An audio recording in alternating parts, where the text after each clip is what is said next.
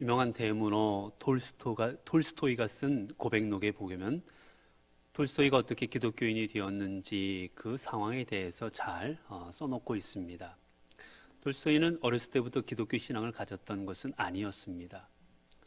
그는 이제 자라나면서 성인이 되자 그는 이제 내가 어떻게 하면 만족함을 좀 얻고 행복할 수 있고 그럴 수 있을까 생각한 끝에 그는 이제 커서는 인생에서 한번 쾌락을 얻어보면 내가 만족함이 있고 행복하지 않겠나 생각합니다.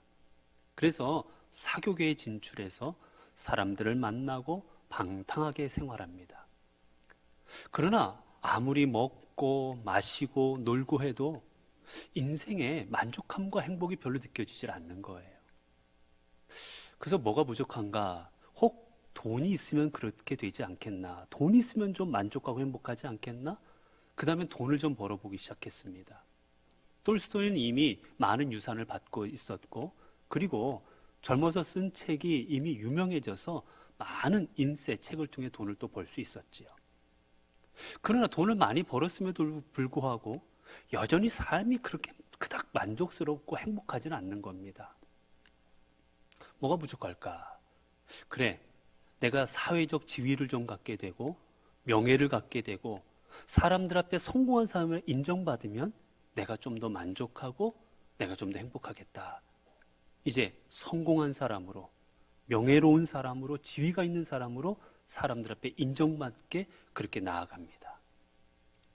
사람들은 여전히 그를 대문호, 그리고 그를 부자, 그리고 사람들 앞에 많은 영향을 끼칠 수 있는 사람을 인정해 주었건만 그러나 그는 그래도 불구하고 별로 만족과 행복을 느끼지 못해요.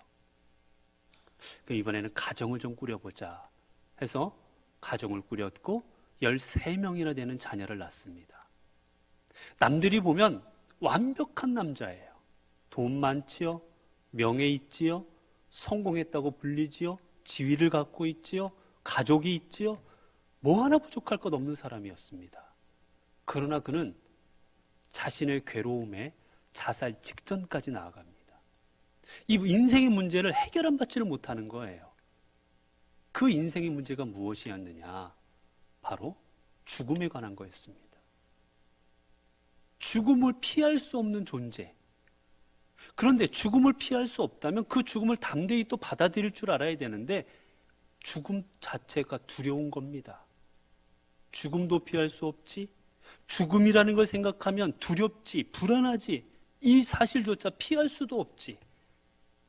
내가 만약에 죽음을 향해 나아가고 있는 존재라면, 그리고 그것을 피할 수 없다면, 그리고 그 두려움조차도 피할 수 없다면 내가 산다는 게 무슨 의미가 있는가?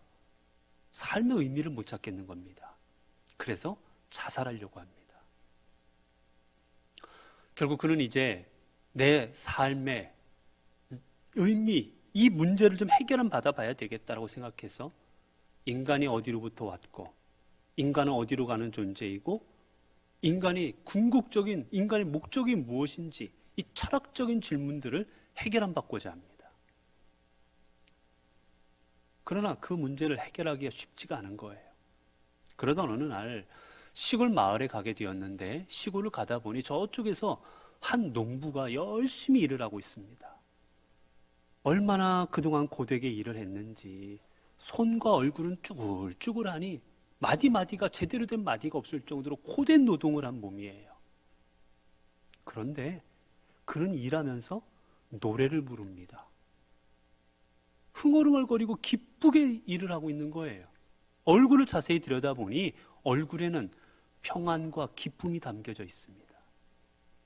톨스토이가 깜짝 놀랍니다. 아니, 나는 이렇게 많은 걸 가졌고 다 누림에도 불구하고 이렇게 두렵고 불안한데 어떻게 저 사람은 나보다도 훨씬 갖지 못한 사람인데 얼굴이 저렇게 기쁘고 평안하고 저렇게 만족감이 있을 수 있을까? 가까이 다가가서 노인과 그 사람과 이야기를 나누지요. 당신은 이렇게 힘들게 일하면서도 뭐가 그리 기쁘고 좋냐고, 어떻게 이 상황 가운데 이렇게 평안함을 누릴 수 있느냐고. 그때 이 농부가 대답해 줍니다. 나는 하나님을 의지하고 살아가기에 기쁩니다. 여기서 이제 톨스토이는 깨닫습니다. 아, 저 사람에게는 있는데 나에게는 없는 것, 그건 바로 하나님이구나. 그래서 그는 고백에서 이렇게 고백합니다. 우리 인생은 오직 예수 그리스도 안에서만 그 답을 찾을 수가 있다. 우리 인생의 궁극적인 답은 그 어떤 것도 아닌 예수 그리스도를 통해서 그 답을 찾을 수가 있는 것이다 라고 그는 고백합니다. 이 땅을 살아가는 우리들은 다들 그렇게 생각합니다. 세상을 살면서 어려운 일도 좀 안 당하고 힘든 일도 안 당하고 마음 아픈 일도 안 당하고 좀 편안하게 그렇게 행복하게만 그런 일들만 경험하며 살아갔으면 얼마나 좋을까. 우리는 다들 그 삶을 꿈꾸지요. 그러나 실상은 정반대입니다. 행복한 일보다는 나를 괴롭게 하고 나를 불행하게 하고 내 마음을 아프게 하고 나를 잠 못 들게 하는 수많은 일들을 경험하며 우리는 살아갈 수밖에 없습니다. 그런데 우리는 어느 누구도 우리에게 닥치는 문제가 없이 살아갈 수 있는 사람은 아무도 없다는 게 그게 사실인 거예요. 어떤 사람이 그랬답니다. 나는 고민거리 없이 좀 살아갔으면 좋겠다. 근심 걱정 없이 살아갔으면 좋겠다. 그러자 하도 고민한 그 친구에게 사람이 다가가서 그랬답니다. 내가 그런 데 데려다 줄게. 가보자고. 거기 가면 정말 근심 걱정 없는 사람들이 많이 있다고. 그리고 데려간 곳이 공동묘지랍니다. 여러분, 걱정 근심 없이 살아간 사람은 죽은 사람밖에 없는 거예요. 인생의 문제를 다 안고 살아갑니다. 근데 여기서 문제, 정말 중요한 것은 무엇이냐? 우리 모두가 인생의 문제를 경험하는데 그 경험하는 인생의 문제를 온전히 해결해 가면서 그 문제를 온전히 극복하며 살아가고 있느냐? 아니면 그 문제들을 극복하지 못하고 그 문제로 인해서 계속해서 두려워하고 계속해서 불안해하는 그런 삶으로 살아가고 있느냐 하는 겁니다. 여러분은 어떠한 삶을 살아가고 계십니까? 여러분도 인생의 수많은 문제를 경험하고 살아가실 터인데 그 인생의 문제들을 어떻게 대하며 살아가고 계십니까? 오늘 본문 속에서 로마로 압송되어 가던 바울과 그 일행이 탄 알렉산드리아 배는 그만 배가 항해를 하다가 큰 폭풍을 만나게 됩니다. 그래서 그 배는 더 나아가지 못하고 그레데라는 천신만고 끝에 그레데라는 한 섬에 그 섬에 정박을 하게 되지요. 자칫 큰일 날 뻔했습니다. 이제 그곳에서 배를 수리도 하고 필요한 부분들을 다 보충하기 시작합니다. 그런데 그러고 나니 이때가 이미 10월입니다. 왜 이게 문제가 되었느냐? 이 지중해 해안은 11월부터 3월까지는 돌풍이 많이 불어집니다. 돌풍이 불어서 이 배들이 항해할 수가 없어요. 항해를 나갔다가 잘못하면 자칫 배가 침몰할 수도 있습니다. 그래서 11월부터 3월 달까지는 배가 출항 금지가 되는 기간이에요. 그렇기에 이들은 결정을 내려야 됐습니다. 빨리 어딘가 갈 곳으로 가든지 아니면 이곳에서 겨울을 나든지 그들은 결정을 해야 됐습니다. 이에 배 선장과 배 선주와 백부장과 그 안에 있던 사람들은 모두 다 여기 그레데 섬은 우리가 있기에 불편하다. 불편하니 좀 더 우리가 있기에 편안한 섬인 저 베닉스라는 곳으로 우리가 얼른 그쪽으로 더 늦기 전에 나아가자라고 이야기합니다. 그런데 그때 유독 한 사람이 반대를 해요. 누구냐면 사도 바울입니다. 아니다. 하나님께서 내게 마음을 주셨는데 하나님께서 떠나지 말라 하신다. 여기에 있는 게 하나님의 뜻이다. 가지 말자라고 유독 사도 바울만 반대를 합니다. 근데 여러분, 이 배에는 이미 중요한 게 많은 곡물이 실려져 있었어요. 그저 배 사람만 탄 게 아니라 우리가 비행기를 타고 가면 비행기에도 많은 화물을 싣듯이 이 배에는 화물을 실어놨습니다. 그래서 이 화물을 싣고 로마에 가게 되면 이 화물들을 그곳에 내리고 이곳에 그곳에서 화물을 돈으로 다 바꿀 수가 있었던 거예요. 화물을 내려주고 돈을 받을 수가 있었습니다. 선주도 그로 인해 돈을 벌게 되었고 선장도 그로 인해 돈을 벌게 됩니다. 그곳에 있던 선원들도 마찬가지입니다. 다들 이 화물을 빨리 옮겨서 돈을 벌고자 하는 그 마음에, 그리고 또 하나 그곳이 베닉스라는 곳이 여기보다 지내기 더 편안한 곳이니까 그 마음에 이들은 떠나기로 결정을 하지요.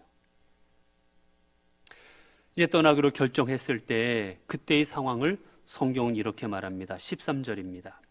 남풍이 순하게 불매 그들이 뜻을 이룬 줄 알고 닻을 감아 그레데 해변을 끼고 항해하더니, 배가 출항을 하게 되자 남풍이 순하게 불어서 배가 부드럽게 나갈 수 있도록 해줍니다.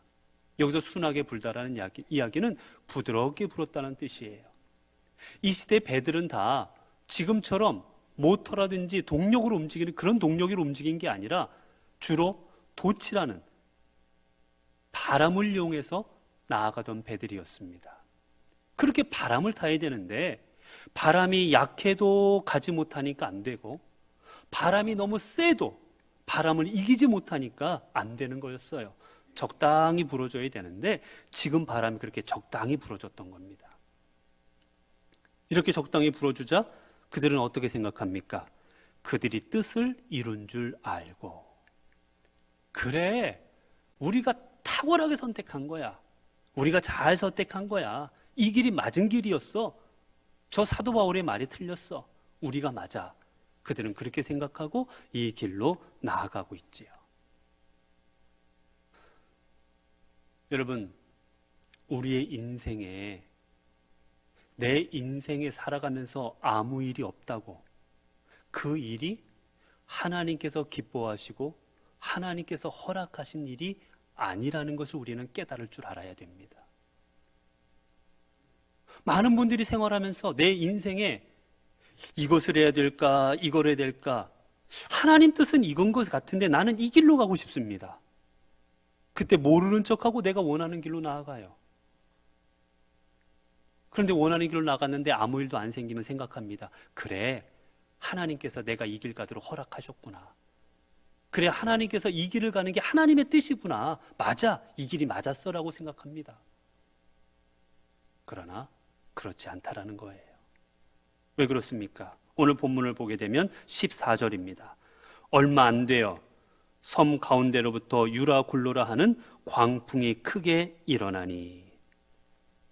그저 조용히 가던 것, 그들의 뜻대로 가던 것이 얼마 되지 않았습니다.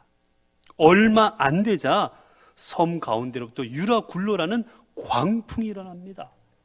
이 광풍은 우리말로 하면 태풍이에요, 태풍. 여러분, 태풍이 지금 같아도 배들이 나가지 못합니다. 지금도 배가 함부로 나갔다는 침몰하니까요. 그런데 이 시대에 나무로 만든 배가 오죽했겠습니까? 이 배는 이 광풍을 견딜 수 없는 배였어요. 감당할 수 없는 배입니다. 이제 배는 동력을 잃고 표류하기 시작합니다. 바로 15절이지요. 배가 밀려 바람을 맞춰 갈 수 없어 가는 대로 두고 쫓겨가다가. 여러분, 이 밀려라는 말은 사로잡히다라는 수동태예요. 사로잡혀서. 저 유로 굴로라는 저 광풍에 사로잡혀서 자신들이 나아갈 수 있는 대로 못 가고 사로잡혀서 바람이 꽉 사로잡아가지고 자신 바람 마음대로 배를 이끌고 간 겁니다. 아무리 사공들이 노력을 해도, 아무리 선원들이 어떻게 해보려고 해도 되지를 않았던 거예요. 그저 바람 부는 대로 내가 어디로 가는지도 모르면서 그냥 떠내려 그렇게 나아갔던 겁니다. 이 떠내려갔던 모습들이 얼마나 긴박했던지 성경이 이렇게 증언합니다. 20절을 보면 여러 날 동안 해도 별도 보이지 아니하고 큰 풍랑이 그대로 있음에 구원의 영광마저 없어졌더라. 잠시 이 태풍이 불었다 끝인 게 아니에요. 여러 날 동안 부었습니다. 여러 날 동안 광풍이, 이 태풍이 이 배를 마구마구 끌고 다녔어요. 여러분, 낮이 되면 해가 보여야 되지 않겠습니까? 얼마나 태풍이 셌든지 구름이 있든지 꼈든지 해도 보이지 않았고, 그리고 밤에는 별도 보이지 않았습니다.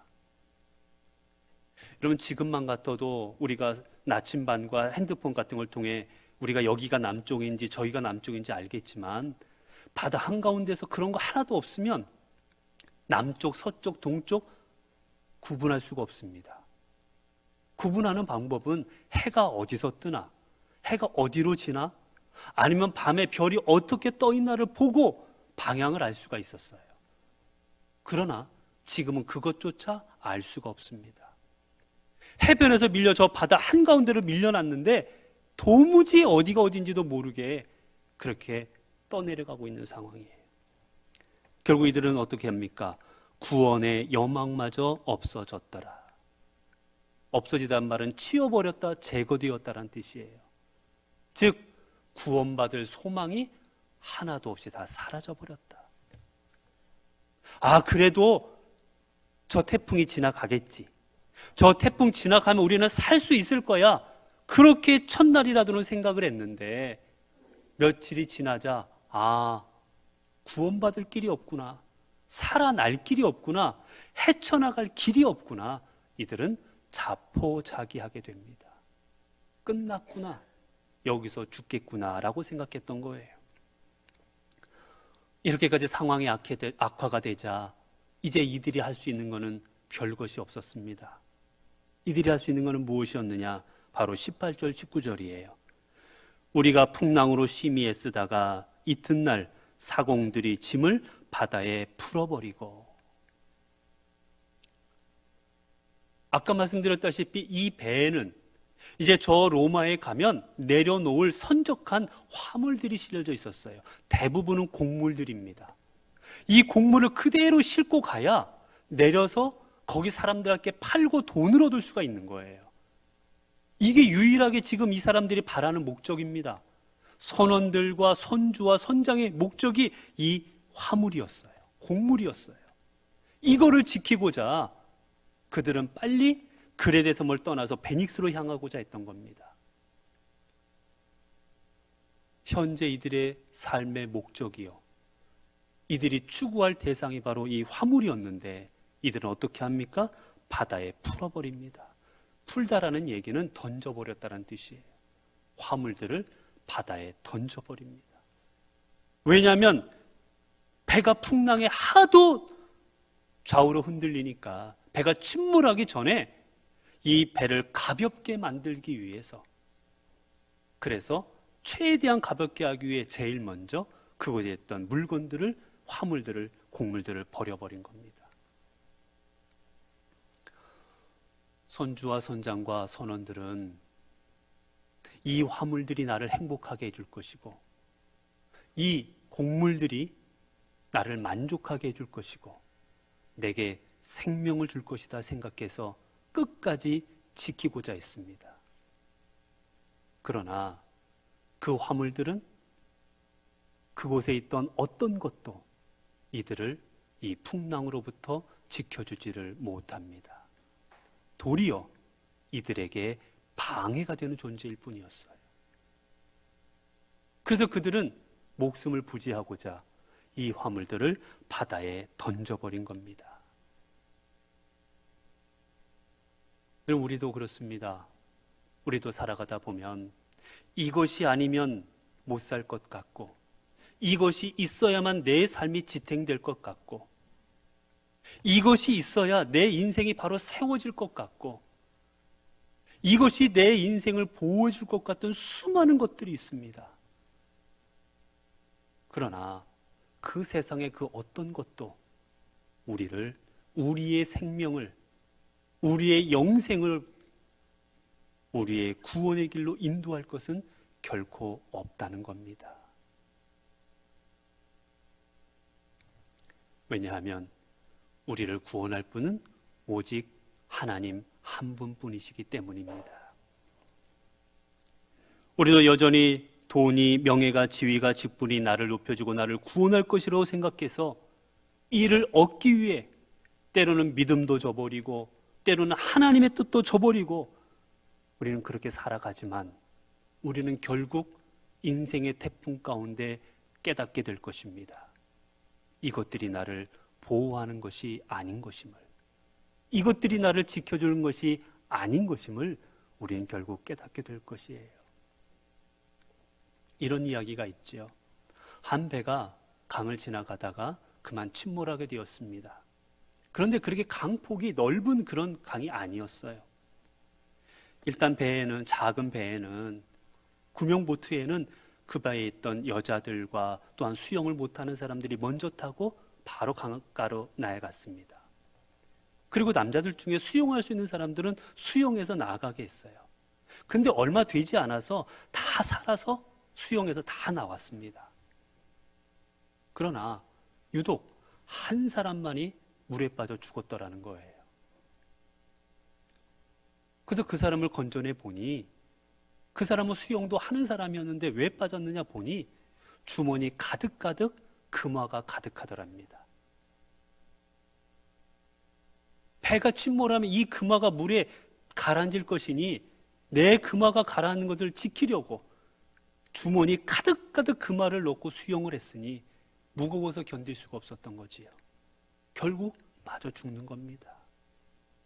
이 금이 있어야 내가 살 수 있을 것 같고 이 금을 가지고 나가야 이 금이 나를 보호해 줄 것 같지만 결국 내 생명을 앗아가 버리는 겁니다. 결국 이들을 구원한 대상은 누구이셨습니까? 25절부터 쭉 보게 되면 내가 속한 바 곧 내가 섬기는 하나님의 사자가 어젯밤에 내 곁에 서서 말하되 바울아 두려워하지 말라 내가 가이사 앞에 서야 하겠고 또 하나님께서 너와 함께 항의하는 자를 다 내게 주셨다 하였으니. 결국 사도 바울은 고백합니다. 여러분 걱정 근심하지 마십시오. 하나님이 우리를 살려주신다 하셨습니다. 내가 가이사 앞에 나아가야 되기에 나를 살려줄 것이고 또한 나와 함께하는 모든 사람을 살려주시겠다 약속하여 주셨습니다. 그 하나님이 우리를 살리실 겁니다. 많은 사람 앞에서 증언하고 있습니다. 그리고 이 약속대로 하나님은 이들을 구원하여 주셨습니다. 성도 여러분, 우리를 구원하실 분, 유라굴로 같은 광풍이 우리의 인생에 몰아칠 때 우리를 그 광풍으로부터 지켜줄 분은 오직 하나님이십니다. 그러기에 시편 기자는 고백했지요. 나의 도움이 어디서 올까? 나의 도움이 천지를 지으신 여호와에게서로다. 사도 바울은 하나님의 그 말씀을 통하여 깨닫게 됩니다. 그래, 내가 아무리 저 폭풍 가운데 있다 할지라도 배가 침몰하기 직전이라 할지라도 하나님은 내 곁에서 나를 보호하시고 지키시는 분이고 그분은 나를 이끄시는 분이기에 내가 그분을 의지하는 한, 내가 그분을 바라보고 붙들고 있는 한 하나님께 나를 책임져 주실 것을 알고 그는 담대하게 믿음의 길을 걸어 나아갔습니다.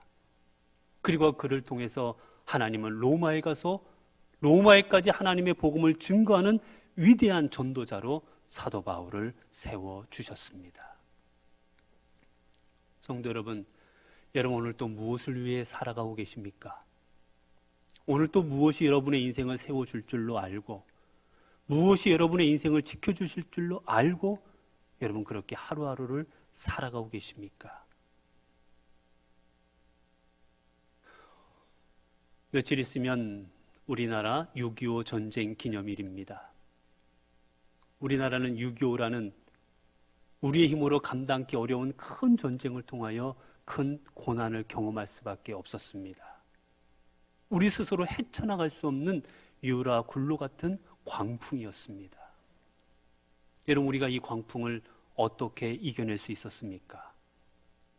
하나님께서 우리에게 도움의 손길을 보내주셔서 이겨낼 수 있었던 것입니다.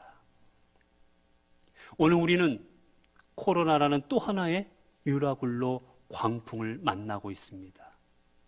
1년 반이 지나갔지만 우리의 힘으로 해결할 수 있는 게 아니고 여전히 떠다니는 배처럼, 떠밀려 다니는 배처럼 우리는 그렇게 하루하루를 살아가고 있습니다.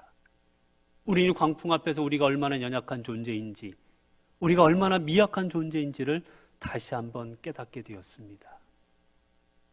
이제 하나님께서는 이 땅을 살아가는 우리들이 인생의 광풍 앞에서 오직 나를 지켜주실 분은 하나님이신 줄로 알고, 우리를 구원하실 분은 예수 그리스도이신 줄로 알고, 그분을 의지하며 주님 앞에 나아가기를 원하십니다.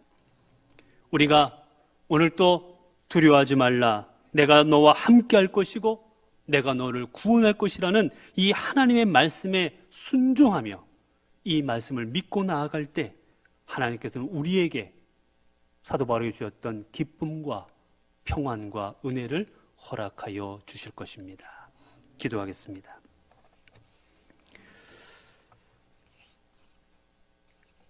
은혜로우신 하나님, 주님께서는 늘 우리와 함께 하시며 두려워하지 말아라, 내가 너와 함께 할 것이고 너를 지켜줄 것이다 말씀하셨지만, 우리는 여전히 세상의 권력과 힘과 능력이 나를 구원할 줄로 알고 그것들을 바라보며 도리어 주님을 외면하고 주님을 멀리하며 살아올 때가 있었습니다.